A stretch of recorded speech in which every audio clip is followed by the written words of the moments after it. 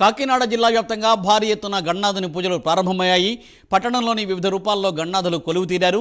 ఇక కాకినాడ పట్టణంలో వినూత్నంగా 120 కేజీల ఎండు ఖర్జూరంతో వినాయకుడి రూపును తయారు చేశారు.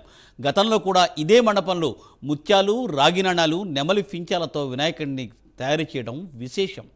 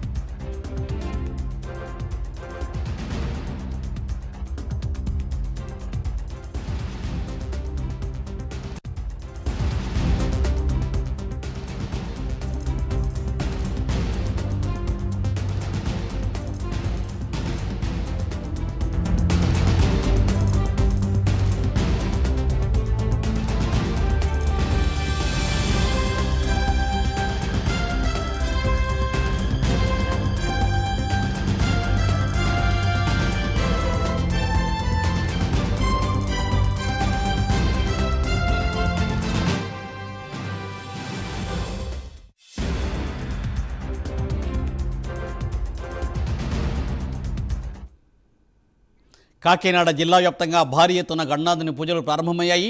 కాకినాడ పట్టణంలో వివిధ రూపాల్లో గణనాథులు కొలువు తీరారు. అయితే కాకినాడ పట్టణంలో ఈరోజు వినూత్నంగా 120 కేజీల ఎండు ఖర్జూరంతో వినాయకుడిని తయారు చేశారు. ఆ విశేషాలేంటో మా ప్రతినిధి కాకినాడ నుండి కామేశ్వరరావు అందిస్తారు. కామేశ్వరరావు.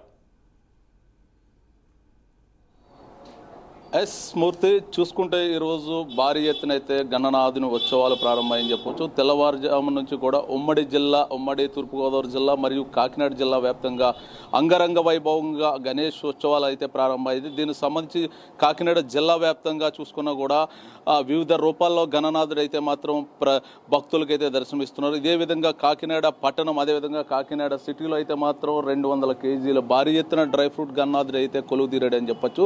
దీనికి సంబంధించి ఇప్పుడు మనం విజువల్లో చూస్తున్నాం.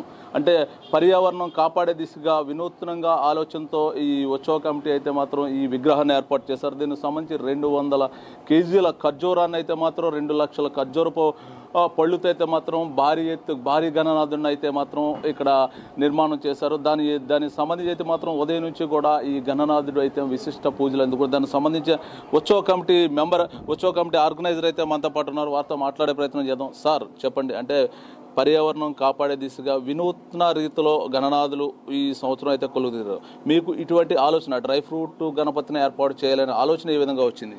సార్, గత 16 సంవత్సరాల నుండి కూడా నేను ఒక్కొక్క రూపంలో కూడా భక్తులకి స్వామివారి దర్శనం కల్పిస్తున్నాను. నేను ఈ ఒక్క దర్శనంకి, ఈ ఒక్క విగ్రహానికి ఎవరో బయట నుండి వచ్చి చేసేది కాదు. నేను ఒక్కనే తయారు చేస్తూ ఉంటాను.